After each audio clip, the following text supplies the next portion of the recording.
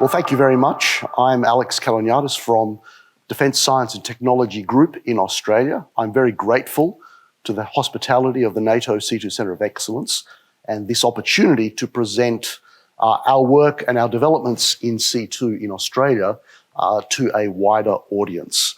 I'm actually from and work within a construct that we have in Defence Science and Technology called a STAR-SHOT, which means Science, Technology and Research SHOT. Our current Defence Science and Technology strategy is formulated around 8 such aspirational big vision programs, and Agile Command and Control is one of them, and I lead a major line of effort focused on headquarters command and control, and I am presenting to you on that work that we're doing within this part of the project. So I want to explain how in a design that we've called the 5th generation headquarters, we are working to achieve multi-domain operations and multi-domain command and control, and in particular, how it addresses the theme of this conference around who is in command and who is controlled. So let's start with what most people are familiar with, and apologies in advance if there are nuances on how this works within NATO countries against my explanation here. But in general, we speak about the commander who oversees operations involving military force. There may be component entities, land, air and maritime, and in fact many others, and we'll get to that in a moment, with their own headquarters as a matter of fact. The Chief of Staff works alongside the commander in this traditional kind of mould.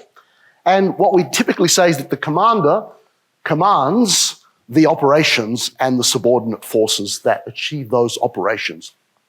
While on the other side, there is a construct called the headquarters or the command post,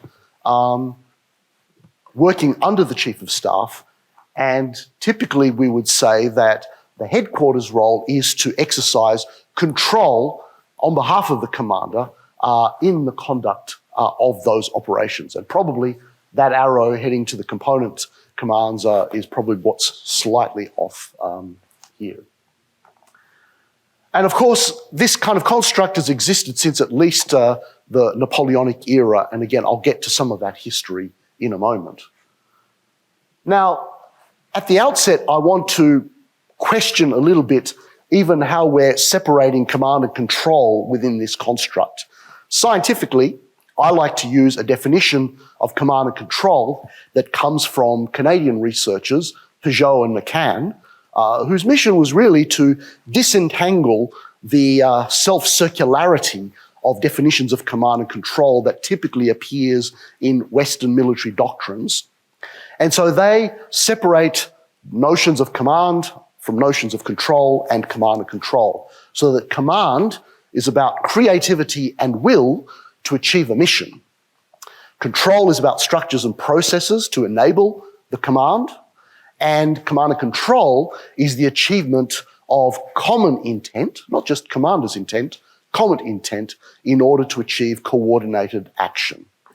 But the importance of the Peugeot definition of command is that, and they emphasize in their works, that command can be exercised not just at the top of this construct here, but in limited and more limited ways all the way down this structure.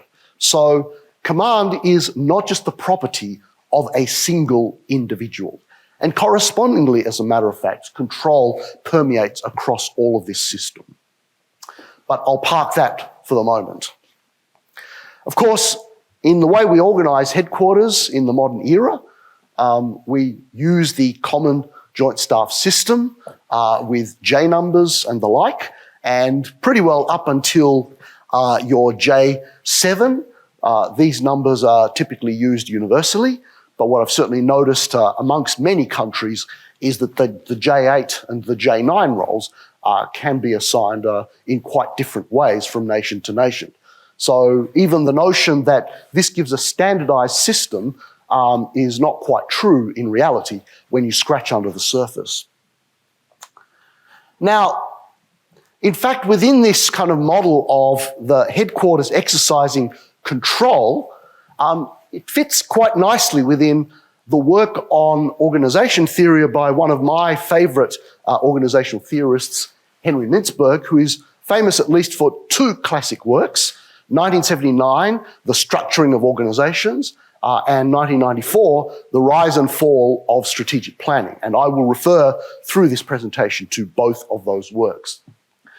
But within Mintzberg's framework for understanding organisations, their various components, the different things that they perform, he has a lovely little diagrammatic way of describing a generic organisational form.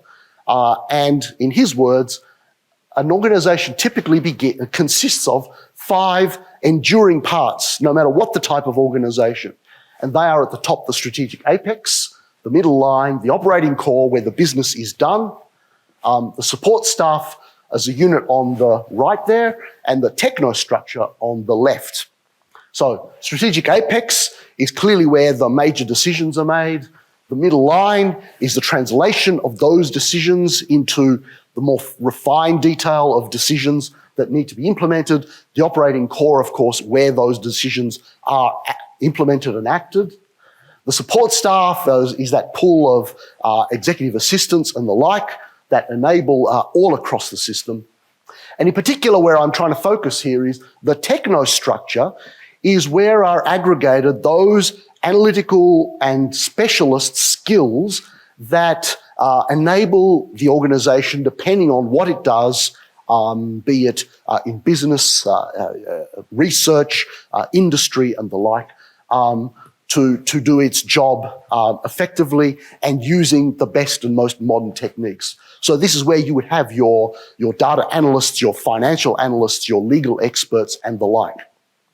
Now, I raise this here because within this classical form of the organisation, we can understand what the role of the headquarters is in performing its control function. It is effectively the technostructure within Mintzberg's outline of an organisation. And again, I will come to that again towards the end and challenge even whether in the modern era this way of breaking up an organisation is appropriate. So I've talked about the J numbers, of course. Once you have components, you've got Gs and As and Ns, and we even do the same now with cyber and space and the like. And the real question is, we've now got a system that is meant to be universal, enduring. We've used it for 70 years successfully. It consists of labels consisting of 10 digits, 0 to 9, and 4 letters, G, A, G, N, sometimes S, sometimes C.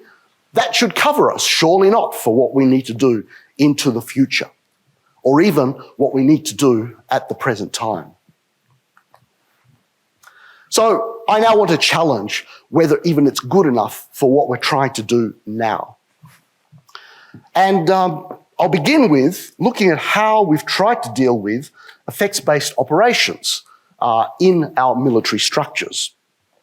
Of course, EBO, even though the term itself became a little bit shunned around the time of James Mattis and GIFCOM, nonetheless, the notion of effects as the bringing together of different capabilities in synergy and consolidation to achieve the key outcomes, and this, of course, using both military and non-military capabilities, is an enduring feature of how Western militaries seek to apply power, the instruments of national power.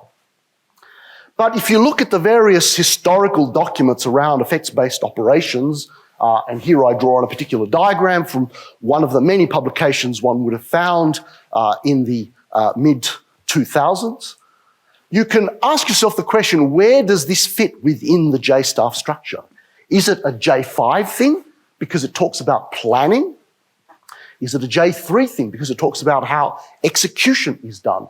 Is it a J9 thing because civil military and the bringing together of military and non-military capabilities together to achieve the effect is so core to effects-based operations? And I have seen, of course, in many headquarters how people have tried over the last 15 years to create an effects entity, organizational entity, both in the J5 and the J3 and various other places. So it's clear that we're trying to ramshackle into our existing structures a means of doing things not so much in a different way, because this has been part of our practice for 10 to 15 years, but nonetheless a challenge to apply integrated effects in the contemporary era. And related to this, I've already spoken of civil military, is just how should we do civil military across strategic, operational and tactical levels. Here I want to refer to one of my favourite books of the last year, On Operations by Bernd Friedman. And the sole purpose of this book, and it'll even call into question the labelling that I've just used seconds ago, the purpose of this book is to challenge the notion of an operational level of war. And his emphasis is that by creating a stovepipe between strategic and tactical, what Western military forces have effectively done is denied the kind of dialogue and teamwork across the civil-military interface that enables the translation of national strategy into tactical effects for the winning of conflicts. And the irony of this book is that it was published last year, and I can well imagine that as Western forces were withdrawing out of Afghanistan, that he might have been screaming to his publishers to hold the book for just one more day so that he could type into the words, "I told you so." Nevertheless, this book is already provoking considerable thought within many military intellectual circles. And so again, the question is posed, considerations like this, do they challenge the kind of staff construct that I've spoken about earlier on? The other, of course, things, and it relates now to the theme of the conference, multi-domain, is the notion of domains and the ambiguity around the new and emerging domains of war fighting. And as a classic example, which didn't need much searching on the internet, is an example here in the current Ukraine-Russia conflict of where jamming and cyber come together to disrupt satellite operations. And so if you read the fine text of this, you can ask yourself the question, which part of a component structure should the advice on how to conduct or to disrupt such an operation come from? The area that does electromagnetic spectrum operations, which are typically put in the J3, by the way, the new and emerging space commands area, or is it in the also new and emerging cyber space command function?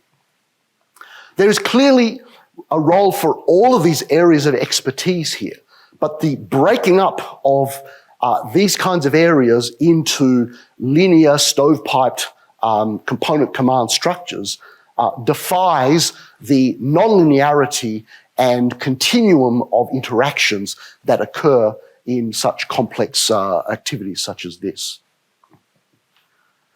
And fundamentally, when we talk about the 5 domains of warfighting, which now many military nations in the West refer to, are we lacking imagination here as to what could come as a domain of warfighting into the future? So already we talk about AI and implementing artificial intelligence and machine learning in our headquarters and in command and control systems.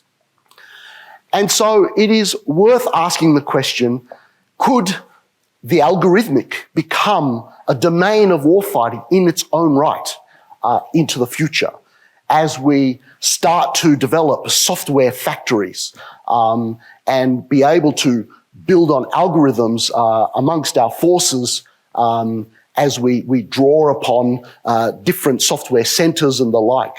And who knows what else we're lacking in the imagination as to what the potential in such a potential domain might be. Or is there a potential for a quantum domain of warfighting? And to this extent, I'm being slightly lighthearted. Of course, I don't imagine that we're going to see any time into the future the scenario of Thanos fighting the Avengers in the movie Avengers Endgame, using the quantum realm as a domain of maneuver. But are we lacking imagination as to how quantum might be a place where warfighting might take place into the future? And so the question is, if we limit ourselves to 5 domains and labels associated with them and component structures associated with those, are we ramshackling emerging concepts for warfighting into what I put to you is an archaic and outmoded system? And fundamentally, and I think we're already seeing it already, is that as we try to expand more and more components to go with each of the emerging domains of warfighting, we are overcoming the limits on the span of control available to a single human commander. AI might help this, or decision support systems might help this. But at the end of the day, when people are insisting on a cyber commander, a space commander, a land commander, an air commander, etc., around the table from a J1, a J2, J3, etc., at some point, the number of faces in front of the human commander with so many staff will become overwhelming. So fundamentally, the question is there another way of doing this? So this leads me to talk about what we call the 5th generation headquarters. Invariably, I am asked, when I say 5th generation, well, what are the other 4 generations? So here on one slide is our attempt at outlining the 4 key epochs in what I call headquarters as true socio-technical systems, what that history might look like. Of course, we always go to Napoleon first. That's not to say that there was not an ocean of staff before Napoleon, for example, under Frederick the Great and various other military leaders through the Middle Ages. But certainly in the construct of a chief of staff, the various systems that moved around with Napoleon that enabled him to conduct continental scale warfare, a new epoch in how organisation and technology were coming together was being realised. So that's what we call the 1st generation.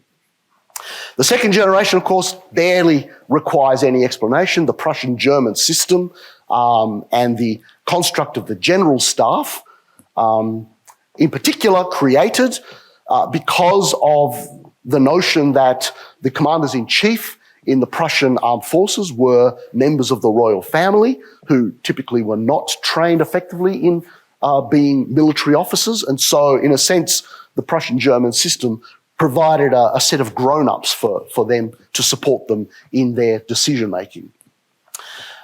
The 3rd generation, we assign to the construct that the British and the US and then the wider Western alliance in World War I achieved. And the irony is that the precursor to the Joint Staff System, the J numbers, was a G number system that was literally created on the ship from the United States to Europe, crossing the Atlantic between General Pershing and his Chief of Staff, James Harbord. And there you'll recognise already what is effectively the kind of system that we work with today. And of course, with NATO and the Joint Staff System and the generalisation of this, of Pershing's system, we have the current arrangement. So we would describe the current arrangement of organisation and technical systems that you'll see in most joint force headquarters around the world, a 4th generation headquarters. And so we want to envisage what would the next generation look like. And this is where we have arrived at after some 6 years of both research, conceptualisation, and working with our military stakeholders in Australia. I'm reminded by being in this conference where the previous person to speak in my slot in this NATO C2 Centre of Excellence seminar is Aletta, and she actually asked the question in 2016 when we proposed a 5th generation headquarters as a concept. She said, well, what does such a headquarters look like? What are its structures? What are its processes? And it took us some time to answer that question, but this is where we're arriving at the moment. So let me explain some of this and how it does multi-domain operations and how control in particular figures within this construct. What I describe as the agile beating heart of this construct are the integrated operations teams that are cradle to grave, planning into execution and lessons learned or assessment, teams that cycle through that in planning their own operations or phases of operations, overseeing control of those operations in a typical 3 role, and then stepping out and reviewing how that conduct went in order to then go into a cycle of replanning. And I'll say that more elaborately on the next slide. But you can have different types of integrated operations teams. They may be geographically area of operation based, and you might have thematic type constructs. And we can have a discussion as to what thematic might look like, but certainly where things might not be geographically bound. Above all of that is where situation awareness is brought together to achieve all domain awareness and theatre fusion and theatre orchestration and the exercise of control and orchestration of the activities and reapportionment of forces on the ongoing conduct of operations. All of this under the commander. On the side, and this is where I now want to spend a bit of time, are what we call different types of centres of expertise. And for the purpose of current discussions, we put these into 2 categories. But I'm hoping that in the fullness of time, we may put all of these, in particular the domain capabilities, into the same box that says centres of expertise. But essentially the function of this is to hold back any particular specialist skill sets, be they in functional areas such as legal, health, logistics potentially, planning as a discipline.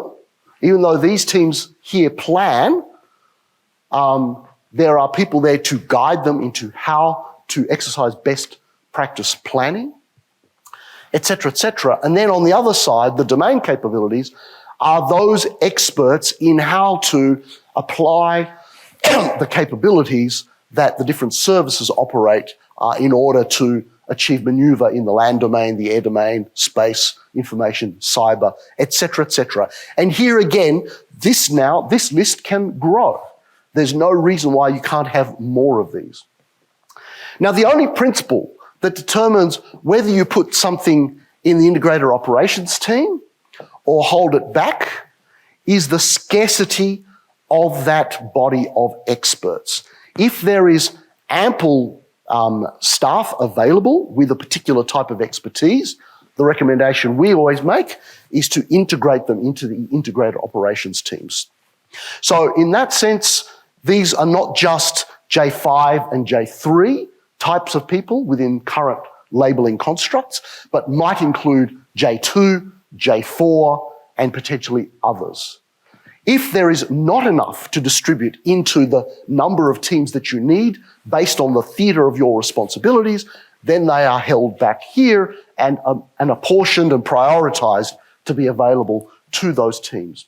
Within this construct then, we achieve multi-domain operations by drawing on the best expertise that is available within the headquarters. Now, I emphasise here, and I put control at the top there, because these might not be controlled in the same sense of control under the commander that the traditional J staff may be. These might be representatives of other capabilities in the wider defence military enterprise or whole of government enterprise, and through that role are able to reach out and draw upon further expertise where required. But the point here is that they are residing within the same facility, within the same building as everyone else, such that the spirit of teamwork and collaboration is achieved across all such members. And that's what I'm going to now on this slide. So the idea is that if you take a snapshot in time of an integrated operations team, you might see 3 teams in different phases of planning, execution, and lessons learned or assessment. Okay? A team is planning, another team is executing their particular phase of an operation, and another team is reflecting on the previous phase of that operation. Now roll time forward, and suddenly the team that was planning has now moved forward and is now overseeing the execution of those operations, and may even move into the operations room or the control center in order to work more closely with those people that are maintaining all domain awareness in real time, and thereby also to facilitate the orchestration function. At the same time, different representatives from these scarcer capabilities move around, and with those teams, they may build standing relationships with the different team members. And again, would that there be enough of them that they could be integrated in, but there is no doubt that often a joint force headquarters is not able to get everything that the commander wants to populate these types of areas. And so holding them back in this way, but still making them available within the wider headquarters construct is kind of the happy medium here. I will reflect here that a number of years ago in Australia, we tried an experiment with a completely integrated joint staff. Of course, where within a particular J5 team or J3 team, you'd have an airman, a Navy person, a soldier. So you'd had all the colours of the uniforms represented. But the perception was, at least, and I still struggle to come to grips with how objective this phenomenon really was, but the perception was that the types of plans that these people developed, despite their service history and service experience, in isolation from the wider Army, Navy, Air Force, and other types of enterprises, there was something lacking there. And within Australia, therefore, we have already moved towards a construct where within the headquarters we have air domain experts, land domain experts, Navy domain experts, maritime domain experts, and the like. So already before introducing such a construct, we've had that kind of multi-domain presence inside the headquarters in order to build those relationships and to make those types of experts available to the joint staff. This now takes that construct one step further. So, to that extent, I've spoken a little bit about how multi-domain operations are achieved within this construct and how command and control and the ambiguities around that are not resolved, but are accommodated without requiring necessarily every individual to be under direct control authority by the Joint Commander. I now want to take this a step further, because another way that I often describe these integrated operations teams is that you can think of them as ingested Joint Task Force headquarters. And so the idea is that if you need a lower headquarters, a lower, say if you've got a 3-star headquarters, you want a 2-star joint headquarters under that. I know the UK does that with its PJHQ and SJFHQ. Australia does a similar construct. Then essentially it's a matter of pushing out members of the particular integrated operations team that have knowledge and experience of the particular area of operations where that joint task force needs to geographically operate. Now, what this says is then that there's a different kind of relationship between the higher and the lower within this construct if you start to imagine that it is something that can be ingested or pushed out as required. And of course, if a particular theatre headquarters has multiple areas of operation, it may require or may choose to have small headquarters in one particular area and larger deployed headquarters in another particular area, and then correspondingly large internal integrated operations teams with a small headquarters forward versus a small integrated operations team inside the higher headquarters with a larger joint task force headquarters if that's deployed forward. So now suddenly the relationship between what were otherwise the joint staff within the higher headquarters and the members of the lower headquarters is very different and is no longer that kind of construct of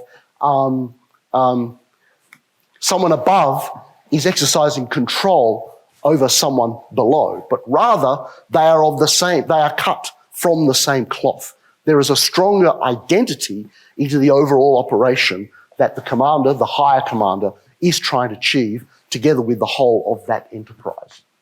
And so to that extent, I charge that this defies now the traditional construct that I referred to earlier of Mintzberg's separation of the techno-structure from the middle line and the operating core. In that sense, the Joint Task Force headquarters represents something like the middle line within the higher headquarters, or within the construct of the higher commander to a subordinate commander, and then tactical commanders possibly down below. So the techno-structure then represents a separation of those technical experts. Within this construct now, we actually are managing to blur the techno-structure with the middle line and the operating core. And blur not in the sense to confuse anyone, but blur in the sense to build stronger team relationships and identification with the purpose of the whole mission. Now, we are actually stepping through achieving this construct within Australia. Plan MURA is our 3-star headquarters Joint Operations Command modernisation plan. It consists of 4 lines of effort: command and control, namely organisation, structure and processes; infrastructure, redesign of the building that it occupies; workforce, the training, the culture of the members of that organisation; and what we call operational information networks and applications, and that's how the whole data and decision support systems are being shepherded and modernised. And we in the Agile Command and Control Starship are directly supporting the evolution of this headquarters through Plan MURA. And so last year we tested the notion of integrated operations teams on a small scale within a command post exercise. The benefits were manifest to the staff and the commander, who then endorsed the implementation of 4 integrated operations teams to cover the particular geographic span of operations of Headquarters Joint Operations Command in Australia. And in the current command post exercise that we conducted several weeks ago, we evaluated now how that whole construct of 4 IOTs or integrated operations teams performed, and literally I have a team back home writing the report on how that all went. But so far the indications were that it worked in fact much better than the previous J-staff stovepipe structure that we'd seen before. So can I speak finally on my last slide to the challenges that we're facing in trying to progress such a model forward. I like to say that the challenge with transforming command and control is the command and control. It's kind of the problem of physician, heal thyself. Typically, military are organised via a hierarchy, via existing stovepipes, and it is those very stovepipes of lack of communication and misunderstanding that frustrates the ability to achieve transformation of those very structures. And for those that happen to know, it's really an example of what's called Conway's Law in action. And perhaps a big question needs to be asked, and we are asking it in Australia: to achieve a 5th generation headquarters design for an operational headquarters, do we need, in fact, a fifth-generation capability development system? So, in other words, do we need to work further back in the pipeline before we end up with the actual headquarters? And already this year we saw that that indeed is the case, and so we are now trying to transform both the training aspects that develop the joint staff skill sets within the Australian Defence Force and working to change and transform culture across the whole Defence Force organisation. My last statement is really an appeal to you, the members of the international community here, and that is that if you see merit in these ideas, then I really ask that you forward them on and work within your nations and in your environments to see how they might be implemented. And if there's something lacking, then by all means, the feedback on what are the challenges to achieving such a system within your particular military forces, that kind of feedback is invaluable. Certainly from our little vantage point in Australia, we think we've got something here that can work in many, many cases. But of course, that depends on our ability to understand and to anticipate the kinds of challenges that different people and different countries and nations and the whole NATO construct that they face. But I come to the question of interoperability here. Certainly, one of the big arguments used against our design within Australia has often been, well, if we do something different, is this going to undermine our interoperability? Now, here perhaps I'm a little bit too arrogant for my own good, but I'd like to think that Australia might be able to take a lead on offering a new design for headquarters into the future. And so, yes, Australia might step away from pure interoperability in the short term. But again, if there's merit in these ideas, achieving some semblance of these ideas within your nations will help us to keep us all on that common path of being able to work together within common systems. Thank you very much.